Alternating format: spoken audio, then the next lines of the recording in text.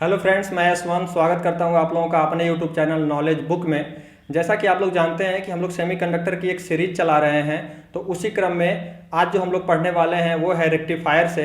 तो रेक्टिफायर को पढ़ने से पहले हम लोग जो प्रीवियस क्लासेज में पढ़ चुके हैं, जो प्रीवियस लेक्चर में हम लोग पढ़ चुके हैं, उसको रिकॉल करना बहुत ही ज़रूरी है, क्योंकि उन सारी टॉपिक को ला करके हम लोग यहाँ पर रिलेट करेंगे एक दूसरे से। ठीक है, तो हमको काफ़ी प्रॉपर समझ में आएगा। तो उसके लिए आप लोगों को लेक्चर नंबर 4, जिसमें हम लोग ठीक है सेमीकंडक्टर में जो आपका पीएन जंक्शन था, पीएन जंक्शन की बाइसिंग को पढ़े थे, फिर उसके बाद फॉरवर्ड बाइसिंग और रिवर्स बाइसिंग को पढ़े थे। तो उसको समझना बहुत ही ज़रूरी है।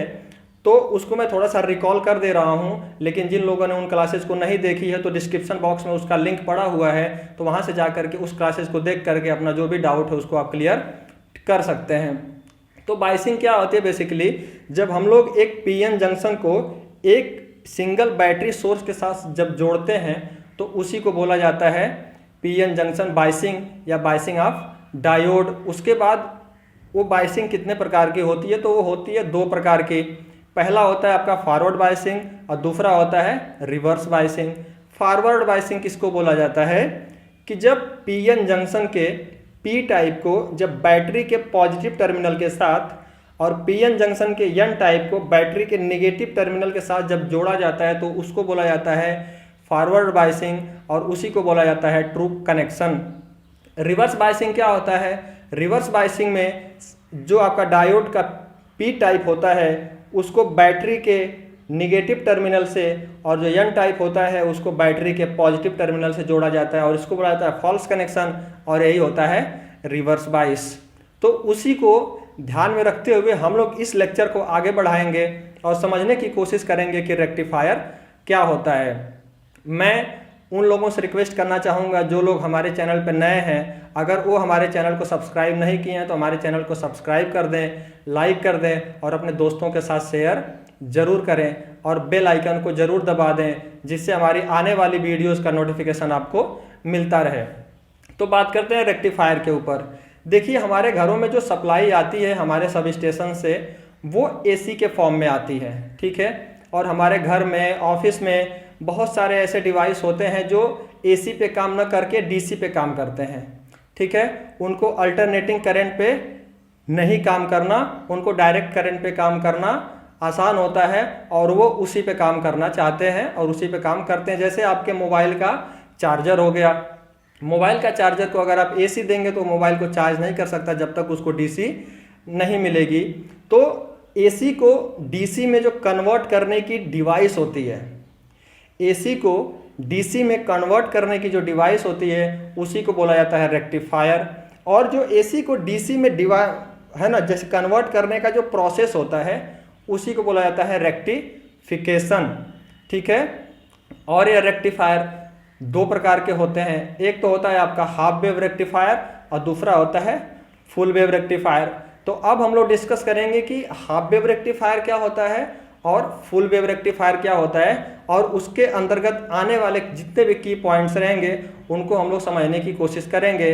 जैसे आपका एक्टिव मोड क्या होता है, डीएक्टिव मोड क्या होता है, फिर उसका सर्किट डायग्राम क्या होता है, फिर उसके बाद इनपुट और आउटपुट वेव डायग्राम क्या होता है, इसको हम लोग डिटेल्ड में समझने की कोशिश करेंगे। तो चलिए हम लोग स्टार्ट करते हैं हाफ वेव रेक्टिफायर कि हाफ वेव रेक्टिफायर क्या होता है। तो आप लोग देख पा रहे हैं कि जैसा हम लोगों ने यहाँ पे ड्रॉ किया है उसका circuit diagram half wave rectifier का, कि एक हम लोगों ने ट्रांसफार्मर लगाया है और एक आपका स्टेप डाउन ट्रांसफार्मर है। स्टेप डाउन ट्रांसफार्मर क्यों यूज करते हैं? क्योंकि वो वोल्टेज को स्टेप डाउन कर देता है, मतलब वोल्टेज को घटा देता है, और हमारा इनपुट आप देख रहे हैं कि 220 वोल्ट और 50 हर्ट्ज की फ्रीक्वेंसी के साथ चल रहा है, और हमको आउटपुट पे बहुत ही लेस अमाउंट में वोल्टेज चाहिए, इसलिए हम लोग यहाँ पे स्टेप डाउन ट्रांसफार्मर लगा करके वोल्टेज को कम कर देते हैं। फिर उसके बाद यहाँ पे हम लोगों ने लगाया है एक डायोड, है ना, पीएन जंक्शन डायोड। ये आपका पी टाइप, ये आपका एन टाइप। ठीक है, और ये लगा हुआ है आपका लोड। जो पी टाइप है उसको हम लोग एनोड भी बोलते हैं, और एन टाइप को इसको एनोड भी और इसको कैथोड भी, है ना, बोल सकते हैं, या फिर होता है। तो बेसिकली अब होता क्या है हमारे हाफ वेव रेक्टिफायर में? हाफ वेव रेक्टिफायर में जैसे एसी सप्लाई हम लोग देते हैं तो ये स्टेप डाउन ट्रांसफार्मर क्या करता है, उसको स्टेप डाउन कर देता है, मतलब वोल्टेज को घटा देता है और वोल्टेज को घटाने के बाद आगे सप्लाई को भेजना शुरू करता है। अब हम लोग देखते हैं कि यहाँ तक तो बात समझ में आती है कि स्टेप डाउन ट्रांसफार्मर वोल्टेज को स्टेप डाउन कर देता है और सप्लाई को आगे भेजने की कोशिश करता है। अब यहाँ के बाद क्या होता है, क्या लोड पे मिलता है आउटपुट या लोड पे आउटपुट नहीं मिलता है। तो हम लोग पहले पॉजिटिव हाफ साइकिल की बात करते हैं। आप लोग जानते हो ये होता है 0, ये होता है पाई और ये होता है 2 पाई। तो हम लोग पहले 0 से पाई के बीच में, है ना, कितना एंगल बन रहा है, क्या एंगल बन रहा है, ये देखने की कोशिश करते हैं। तो देखिए फर्स्ट पढ़ने की कोशिश करते हैं, है ना। First positive half cycle. First positive half cycle में क्या होता है कि 0 से लेकर के पाई के बीच में कितने एंगल का कोण बना हुआ है उसको दिखाते हैं हम लोग थीटा से, मतलब 0 ओमेगा टी और ये है आपका पाई। ये आपका ओमेगा टी कुछ नहीं, ये आपका थीटा है, जो है ना, जिसको भी ये ओमेगा टी समझ में नहीं आ रहा है वो इसको देख करके समझे, ठीक है। थीटा बराबर आपका होता है, ओमेगा बराबर होता है आपका थीटा बाई टी और थीटा बराबर क्या होता है ओमेगा टी। तो ये ओमेगा टी कुछ नहीं है, आपका एंगल है 0 और पाई के बीच में। और 0 और पाई के बीच में जब हमारा वोल्टेज, ठीक है, चलता है, जो ये सप्लाई चलती है, तो क्या होता है कि ये जो आपका S1 है ये तो आपका पॉजिटिव हो जाएगा। S1 क्या हो जाएगा, पॉजिटिव हो जाएगा। और अगर S1 आपका पॉजिटिव है तो S2 क्या हो जाएगा, ये आपका निगेटिव हो जाएगा। अगर S1 पॉजिटिव है तो उसके रिस्पेक्ट में S2 निगेटिव है। तो आपको देखने को क्या मिला यहाँ पे कि ये कैसा कनेक्शन है, ये ट्रू कनेक्शन है। ट्रू कनेक्शन है कि नहीं है। जब ये ट्रू कनेक्शन हुआ तो ये किस बाइस में होगा, ये फॉरवर्ड बाइस में होगा, फॉरवर्ड बाइस।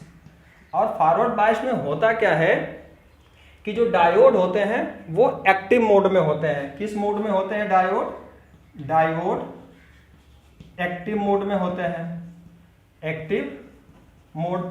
जब वो एक्टिव मोड में होंगे तो करंट को क्या करेंगे, अपने अंदर से जाने की परमिशन देंगे और करंट को प्रवाहित होने के लिए वो अनुमति देंगे, जिससे करंट इनके अंदर से फ्लो होगा। और फ्लो होते हुए क्या करेगा, वो इस लोड पे आएगा। जैसा आप लोग जानते हैं एक फॉर्मूला V बराबर I इंटू R। इस फार्मूले के माध्यम से आप लोग जानते हैं कि जब यहाँ से सप्लाई चली और ये पॉजिटिव हुआ और ये नेगेटिव हुआ, तो यहाँ से इस फार्मूले के माध्यम से यहाँ पे कुछ वोल्टेज ड्रॉप होगा और वोल्टेज ड्रॉप होगा तो यहाँ से कुछ वोल्टेज भी निकलेगा, तो कुछ मात्रा में यहाँ से करंट भी फ्लो करेगा। जो करंट फ्लो करेगा तो हम लोग देख पा रहे हैं कि ये सर्किट तो पूरी तरह से क्लोज है, तो करंट फ्लो करेगा ही करेगा। और हमको आउटपुट पे क्या मिलेगा, आउटपुट पे हम लोग देख पा रहे हैं कि हमको सप्लाई मिल रही है। जैसा कि लोड लगाया गया है तो लोड पे करंट मिल रहा है, जिससे हम लोग ये पता लगा पाते हैं कि यहाँ पे तो आउटपुट कुछ इस प्रकार से आउटपुट वोल्टेज मिला है। ठीक है, एक बार और समझने की कोशिश करते हैं।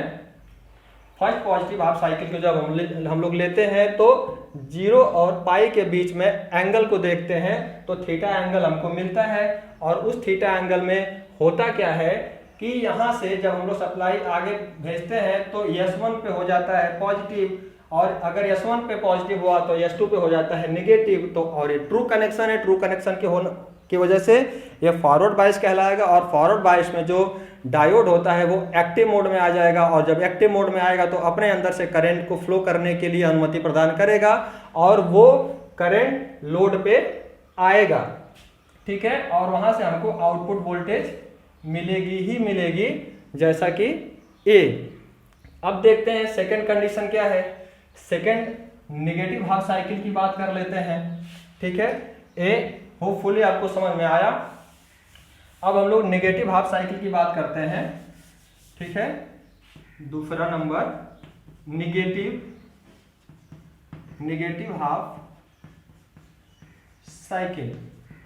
अब निगेटिव हाफ साइकिल में देखिए क्या होगा। अब कहां से कहां तक हम लोग एंगल देखेंगे, पाई से 2 पाई के बीच में। पाई से कहां तक देखेंगे, 2 पाई के बीच में। पाई से 2 पाई के बीच में हम लोग जब देखने की कोशिश कर रहे हैं तो S2 क्या हो जाएगा, यहाँ पे S2 पे मिलेगा आपका पॉजिटिव, और S1 पे क्या मिलेगा, अगर S2 पॉजिटिव है तो इसके रिस्पेक्ट में S1 क्या हो जाएगा, निगेटिव हो जाएगा। अब क्या देख पा रहे हैं कि यह फॉल्स कनेक्शन है। फॉल्स कनेक्शन, जब फॉल्स कनेक्शन है तो ये कैसा है, रिवर्स बायस की तरह। जब ये रिवर्स बायस हुआ तो क्या आप लोग यह बता सकते हैं कि इसके अंदर से करंट फ्लो करेगी या नहीं करेगी? बिल्कुल नहीं करेगी। देखिए जब इसको हम लोग पॉजिटिव के साथ जोड़ते हैं तो इधर से सप्लाई जाते हुए क्या कर देगी, यहीं पे जाकर के रुक जाएगी, और ये जो डायोड है वो ब्लॉकिंग का काम करेगा, यहाँ से ब्लॉकिंग का काम करेगा और करंट को बहने नहीं देगा, क्योंकि वहां पे डिप्लीशन लेयर की जो साइज है वो क्या हो गई है, रिवर्स बायस में बढ़ गई है। जब रिवर्स बायस में डिप्लीशन लेयर की जब साइज बढ़ गई है तो अपने अंदर से करंट को वो फ्लो नहीं होने देगा। जब करंट को फ्लो नहीं होने देगा तो हम क्या देख पा रहे हैं कि आउटपुट पे जो आउटपुट वोल्टेज है वो मिलेगा, बिल्कुल नहीं मिल सकता। तो आउटपुट वोल्टेज क्या हो जाएगा, 0। जब आउटपुट वोल्टेज 0 है तो इसमें से करंट फ्लो नहीं करेगी। जब करंट फ्लो नहीं करेगी तो यहाँ पे हमको कोई भी आउटपुट नहीं मिलेगा। जब कोई भी आउटपुट नहीं मिलेगा तो कुछ इस प्रकार से हम लोगों को फ्लो डायग्राम आउटपुट का मिलेगा। फिर उसी प्रकार से अगर हम लोग पॉजिटिव हाफ साइकिल की बात करें फिर से हमको वही वाली सीन जो इसके पहले हम लोगों ने पढ़ा था वो वाली सीन हमको मिलेगी कि S1 पॉजिटिव और S2 नेगेटिव होगा और इसके अंदर से करंट फ्लो करेगी, तो हमको आउटपुट वोल्टेज क्या होगा, यहाँ पे मिलेगा। तो इसको देख करके क्या समझ पा रहे हैं कि हाफ वेव रेक्टिफायर के अंदर सिर्फ पॉजिटिव जो साइड है, जो आपकी पॉजिटिव हाफ साइकिल है, सिर्फ उसी में हमको आउटपुट मिलेगा और नेगेटिव हाफ साइकिल में आउटपुट नहीं मिल रहा है। जिससे अगर हमारा जो मोबाइल का चार्जर है, ठीक है, जो मोबाइल का चार्जर है वो इस कंडीशन में तो चार्ज करेगा मोबाइल को, लेकिन इस कंडीशन में मोबाइल को चार्ज नहीं कर सकता, क्योंकि आउटपुट यहाँ पे क्या हो गया है, 0 हो गया है। फिर से मोबाइल को चार्ज करने के लिए उसको इस कंडीशन का वेट करना पड़ेगा। ये कंडीशन जब आएगी तब तो मोबाइल को चार्ज करेगा, फिर से वो इंतजार करेगा कुछ टाइम तक, फिर से इंतजार करेगा, तो फिर से जब ये कंडीशन आएगी तो फिर से मोबाइल को चार्ज करेगा। तो अब हम क्या समझ पा रहे हैं कि इस कंडीशन को रहने दिया जाए या इस कंडीशन को ख़त्म कर दिया जाए कि हमारे चार्जर को यहाँ भी सप्लाई मिले, यहाँ भी सप्लाई मिले, यहाँ भी मिले और यहाँ भी मिले। उसको जब हर जगह पे आउटपुट मिलेगा तो वो मोबाइल को, जिस मोबाइल को वो 1 घंटे में चार्ज कर पा रहा है, उसी मोबाइल को क्या करेगा, वो आधे घंटे में चार्ज कर सकता है। तो उसके लिए हम लोग क्या करते हैं, फुल वेव रेक्टिफायर को पढ़ने की कोशिश करते हैं कि फुल वेव रेक्टिफायर में क्या होता है। तो देखिए जैसा कि यहाँ पे, ठीक है, जैसा कि यहाँ पे जानते हैं आप लोग कि एक डायोड इस्तेमाल किया गया है, तो फुल वेव रेक्टिफायर में क्या किया जाएगा कि यहीं पे एक डायोड और लगा दिया जाएगा, और यहाँ पे है फुल वेव रेक्टिफायर। यहाँ पे एक डायोड और लगा दिया जाएगा, ये हो जाएगा D1, ये हो जाएगा आपका D2, और इसको आपस में, ठीक है, कपल कर दिया जाएगा और लोड को यहाँ पे लगा दिया जाएगा। ये क्या है, RL। लोड को यहाँ पर लगा करके और इसको ले जा करके हम लोग सेंटर टेप ट्रांसफार्मर से ऐसे कपल कर देंगे। एक बात ध्यान में रखिएगा कि फुल वेव रेक्टिफायर के अंदर हम लोग सेंट्रल टेप ट्रांसफार्मर का इस्तेमाल करते हैं। और सेंट्रल टेप ट्रांसफार्मर का इस्तेमाल क्यों करते हैं, क्योंकि देखिए ये आपका एक डायोड है, ये आपका दूसरा डायोड है। अगर हम लोग इसको जोड़ दें, अगर हम लोग इसको जोड़ें कुछ इस प्रकार से और लोड को यहाँ ना कनेक्ट करके यहाँ पे कनेक्ट कर दें, तो क्या होगा कि अगर हमारा डायोड अगर फॉरवर्ड बायस में हुआ तो एक फॉरवर्ड बायस में होगा तो दूसरा रिवर्स बायस में तो जरूर होगा। तो जब ए फॉरवर्ड बायस में होगा और ए रिवर्स बायस में होगा तो करंट यहाँ से यहाँ तक तो फ्लो करेगी, लेकिन क्या इसके बाद भी फ्लो करेगी, बिल्कुल नहीं करेगी, क्योंकि ये तो यहीं पे ब्लॉक कर देगा। और अगर D2 फॉरवर्ड बायस में है तो D1 रिवर्स बायस में होगा। अगर हमारी करंट इधर से ऐसे फ्लो कर रही है तो यहाँ पे जाकर के ब्लॉक हो जाएगी, ये ब्लॉकिंग का काम करने लगेगा। तो हमारी साइकिल पूरी नहीं हो पा रही है, जिससे उसमें करंट फ्लो हो ही नहीं सकती, तो आउटपुट वोल्टेज हमको मिलेगा ही नहीं। तो आउटपुट वोल्टेज प्राप्त करने के लिए हम लोग, अगर एक भी डायोड अगर फॉरवर्ड बायस में है तो आउटपुट वोल्टेज हमको कुछ ना कुछ मिले, उसके लिए हम लोग लोड को यहाँ ना कनेक्ट करके इसके निगेटिव साइड को और इसके निगेटिव साइड को दोनों को जोड़ देते हैं, और वहीं से है ना उसी कॉमन पॉइंट से हम लोग क्या करते हैं, लोड के लिए एक कनेक्शन निकाल लेते हैं और लोड को ला करके कनेक्ट कर देते हैं, और इस लोड के दूसरे साइड को ले जा करके सेंट्रल टेप ट्रांसफार्मर के साथ, ठीक है, जोड़ देते हैं। अब देखिए अब क्या हुआ। जैसे ही हाफ वेव रेक्टिफायर में हम लोग एक डायोड का इस्तेमाल कर रहे थे, तो फुल वेव रेक्टिफायर में हम लोग क्या कर रहे हैं, दो डायोड का इस्तेमाल कर रहे हैं। एक तो है D1 और एक दूसरा है आपका D2। अब इसमें देखिए क्या हुआ। अगर हम लोग पहले पॉजिटिव हाफ साइकिल की बात कर रहे हैं तो देखते हैं कि आउटपुट मिलता है कि नहीं मिलता है। जब अगर है ना पहले फर्स्ट पॉजिटिव हाफ साइकिल, अगर पॉजिटिव हाफ साइकिल की बात करते हैं वो भी पहले, तो क्या होगा, S1 कहाँ होगा, S1 के पास क्या होगा, पॉजिटिव, और इसके रिस्पेक्ट में S2 के पास क्या होगा, निगेटिव। तो ये कैसा कनेक्शन है, ट्रू कनेक्शन है। ट्रू कनेक्शन है तो यह फॉरवर्ड बायस में होगा। जब ये फॉरवर्ड बायस में होगा तो D1 क्या होगा, एक्टिव मोड में होगा।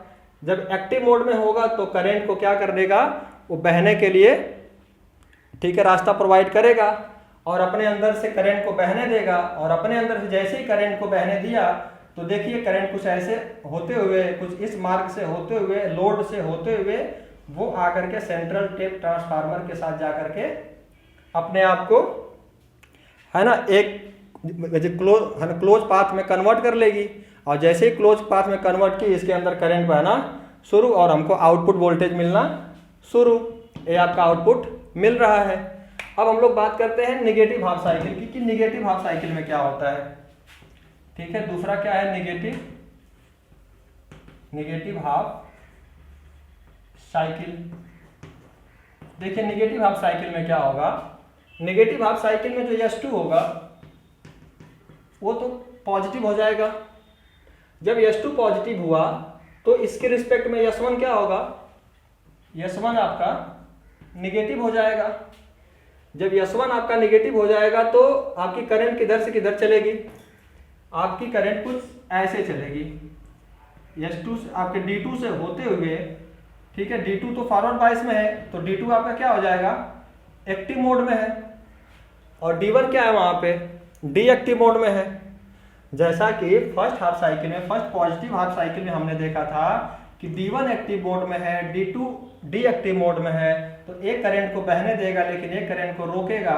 तो हम लोगों ने यहीं से इसको इस प्रकार से ला करके सेंट्रल टेप ट्रांसफार्मर के साथ जोड़ा तो हमको आउटपुट मिला।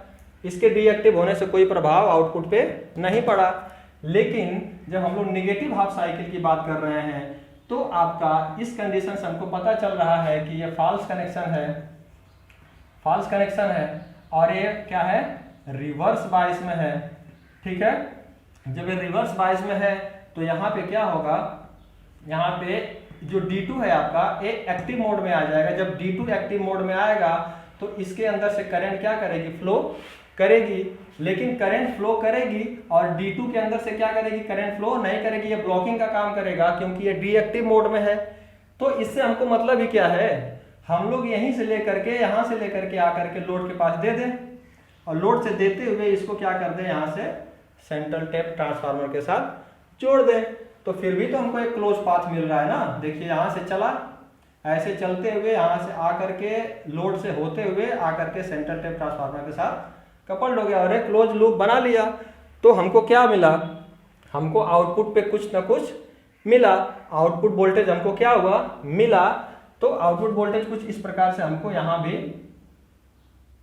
मिल गया। तो अभी हमको क्या मिल गया, कि मतलब फॉरवर्ड बायस में है तब भी आउटपुट मिल रहा है, रिवर्स बायस में है तब भी आउटपुट मिल रहा है। मतलब कि जब ये फॉरवर्ड बायस में है तो D1 एक्टिव मोड में है तो D2 डीएक्टिव मोड में है, रिवर्स बायस में जब काम कर रहा है तो D1 एक्टिव मोड में है, सॉरी D2 एक्टिव मोड में है और D1 डीएक्टिव मोड में है, फिर भी हमको आउटपुट मिल रहा है। तो हम समझ क्या पा रहे हैं कि पॉजिटिव हाफ साइकिल में भी हमको आउटपुट मिलेगा और निगेटिव हाफ साइकिल में भी हमको आउटपुट मिलेगा। जो यहाँ पे नहीं मिल रहा था उसकी भरपाई क्या कर देगा, फुल वेव रेक्टिफायर कर देगा। और फुल वेव रेक्टिफायर में क्या किया, बस हम यहाँ पे दूसरा डायोड ला करके लगा दिए। तो इसी प्रकार से अगर फिर से हम लोग दूसरे पॉजिटिव हाफ साइकिल की बात करें तो भी मिलेगा और दूसरे नेगेटिव हाफ साइकिल की बात करें तो भी मिलेगा। तो इस प्रकार से हमको क्या होगा, पॉजिटिव पॉजिटिव पॉजिटिव पॉजिटिव ऐसा हमको मिलना शुरू हो गया और जो AC थी वो DC में कन्वर्ट हो गई और जो चार्जर हमारे मोबाइल को 1 घंटे में चार्ज कर रहा था वही चार्जर हमारे मोबाइल को आधे घंटे में चार्ज कर देगा। तो आई होप आप लोगों को आप लोगों को half wave rectifier, full wave rectifier और रेक्टिफायर ये सारी चीज़ें समझ में आई होंगी। ये भी समझ में आया होगा कि डीएक्टिव मोड क्या होता है, एक्टिव मोड क्या होता है, डीएक्टिव मोड में डायोड कब आता है और एक्टिव मोड में डायोड कब आता है। तो ये सारी चीज़ें आई होप आज आप लोगों को समझ में आई होंगी। तो इसके आगे भी बहुत सारी चीज़ें हैं, अभी इसको हम लोगों ने DC में कन्वर्ट तो कर दिया है लेकिन अभी प्योर DC बनाना बाकी है। आई बात समझ में। इसको प्योर DC बनाने के लिए हम लोग क्या इस्तेमाल करते हैं, फिल्टर का इस्तेमाल करते हैं और उसी फिल्टर को हम लोग जब अगली क्लास लेकर के आएंगे तो उसी फिल्टर को समझने की कोशिश करेंगे कि फिल्टर क्या होता है और कैसे, ठीक है, इनप्योर DC को प्योर DC में कन्वर्ट किया जाता है। और उसके बाद हम लोग पढ़ने की कोशिश करेंगे ट्रांजिस्टर के बारे में, जैसा आपका PNP ट्रांजिस्टर हो गया, NPN ट्रांजिस्टर हो गया, ये सारी चीज़ें कैसे बनाई जाती हैं और ट्रांजिस्टर आपका कैसे वर्क करता है। तो इन सारी चीज़ों के बारे में डिटेल्ड में डिस्कस करेंगे। तो बने रहिए हमारे इस चैनल के साथ। और फिर से हम आपको याद दिलाना चाहेंगे कि अगर आप इस चैनल पर नए हैं तो हमारे चैनल को सब्सक्राइब कर लें, लाइक कर दें और अपने दोस्तों के साथ शेयर ज़रूर करें। धन्यवाद आपका हमारी वीडियो में बने रहने के लिए।